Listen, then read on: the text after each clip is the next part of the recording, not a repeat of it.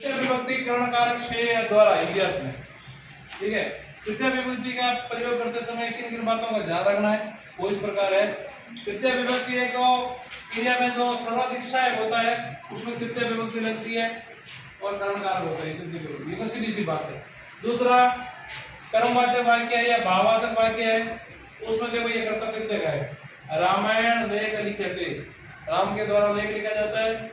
मया जलम पियते, मेरे द्वारा जल पिया जाता है। या बालकेन सहते, बालक द्वारा सोया जाता है। ये तो भाववाचक कर्मवाचक वाक्य हो गई। साधारणतः से और द्वारा वाक्य होती है। इसके बाद भी कुछ ऐसे शब्द है उन शब्दों के साथ में ये तृतीय विभक्ति का प्रयोग होता है। देखिए सह, शाकम, समम, सार्थम, ये शब्द जहां जहां भी आएंगे वहां वहां आपको तृतीय विभक्ति का शब्द करना है। जैसे जनक पुत्रेण सह गच्छति, जनक पुत्र के साथ जाता है। सह शब्द आ गया, सह योगे तृतीय विभक्ति भवति। फिर से लिखना पड़ेगा विभक्ति कौन सी है, विभक्ति तीसरी, और कारण क्या है, सह योगे तृतीय विभक्ति। इसमें सीता गीत्या साकम पढ़ती, गीता सीता के साथ पढ़ती है तो सीत्या ये तृतीय विभक्ति है। आकारांत शब्दों में पुत्र रहता है और आकारांत स्त्रीलिंग शब्द है इसमें, जैसे बालिकाया, रमया, लतया, वैसे गीत्या गीता के साथ में पढ़ती है।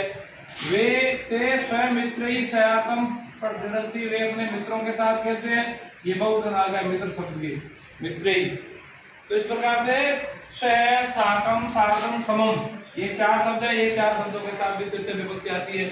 फिर अगर जिन शब्दों में अंग विकार हो, खोड़ो है, लूलो है, लंगड़ो है, या किसी प्रकार का अंग विकार हो शरीर में, तो उस अंग विकार वाले शब्द में तृतीय विभक्ति होती है। जैसे सह नेत्रेण काण अस्ति, वे आंख से काणा है। तो किससे काणा है, आंख से। आंख में ही तृतीय विभक्ति लगानी है। जिस शब्द में वो विकार है उस शब्द में तृतीय विभक्ति लगानी। जैसे बाला कर्णेन बधिर अस्ति, बाला कान से पैरा है, तो कान है, कान में तृतीय विभक्ति डालनी है। फिर साधु पादेन खंजस्ति, साधु पैर से लंगड़ा है तो पैर पाद में तृतीय विभक्ति डालनी, पादेन। श्रेष्ठी शीर्षा खलवाट अस्ति, श्रेष्ठी बाणी नहीं दे रहे, दुकानदार कह सकते हो, धनिक कह सकते हो, वह सिर से गंजा है, सिर में बाल नहीं है, खलवाट है, तो शीर्षा ये सब। तो इस मतलब है अंग विकार, जिस शब्द अंग में विकार है उस शब्द में तृतीय विभक्ति करनी है। जैसे ऐसा आ जाए वह दोनों आंख से अंधा है तो क्या लिखोगे भाई, उसमें क्या भरोगे, एक आंख से तो काना था, नेत्रण हो गया, दो है तो क्या भरोगे, दो। जैसे अरे नेत्रण नहीं जाएगा,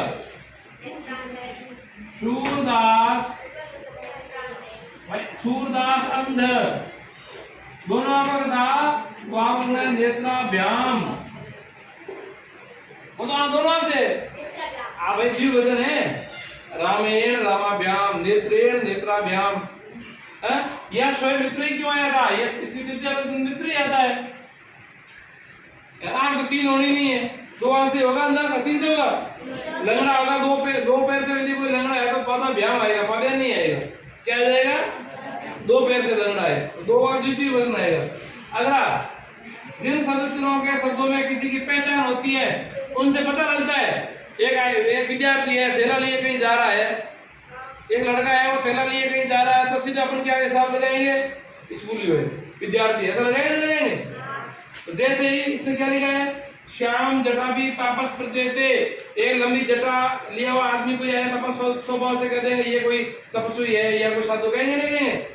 तो उसके प्रकृति से पता लग जाता है कि वो इस प्रकार से। तो क्या हुआ, श्याम जटा भी तापस प्रत्येते, श्याम जटाओं से तपस्वी लगता है। शय बालक पुस्तक छात्र प्रत्येते, वह बालक जिसके हाथ में पुस्तक है अपने आप में विद्यार्थी लगता है, तो उसमें भी ये आ जाए, तृतीय विभक्ति आ गई।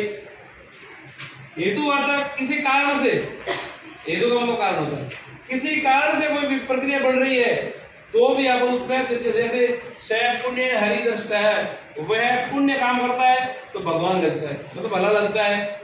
शय अधीन बस्ती, वह पढ़ाई के लिए वहां रहता है, तो उसका कारण क्या है, कारण है तो कारण में तृतीय विभक्ति आएगी। विद्या या यश विद्यते वर्धते, विद्या से कीर्ति फैलती है, मान सम्मान बढ़ता है। इस प्रकार के शब्दों में भी कारण कारण हेतु सूचक शब्दों में भी तृतीय विभक्ति आएगी। फिर स्वभाव, कई आदमियों की आदत होती है, जो आदत से पता लगता है ना, तो क्या है स्वभाव प्रकृति से क्रिया विशेषण शब्दों में क्रिया की जो विशेषता बढ़ रही है उसमें भी तृतीय लेनी है। जैसे से प्रकृति या साधु भवती, वह प्रकृति से साधु लगता है, माला सरलता रहती है, माला सरलता से रहती है, उसकी स्वभाव प्रकृति आदत है। और मूर्ख दुखेन जीवती है, मूर्ख दुख से जीता है। मूर्ख आदमी होते हैं वो फालतू में दुख लेकर के जीवन यापन करते हैं, तो उसमें भी उसकी प्रकृति है, इसलिए है। फिर निषेधात्मक शब्द है, जैसे मना करना है, मना करने के लिए शब्द होता है अलम। क्या शब्द है? मना करना है, दूसरा नहीं। एक चतुर्थ में भी अलम आएगा, वो मना करने में नहीं, वो समर्था के सूचक होगा। जहाँ कहीं आप लोग को मना करना है तो अलम के साथ में तृतीय विभक्ति है।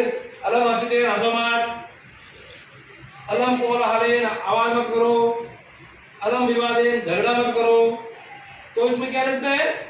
तृतीय विभक्ति है। देखो हसीतेन, कोलाहलेन, विवादेन, इन सब में तृतीय विभक्ति है।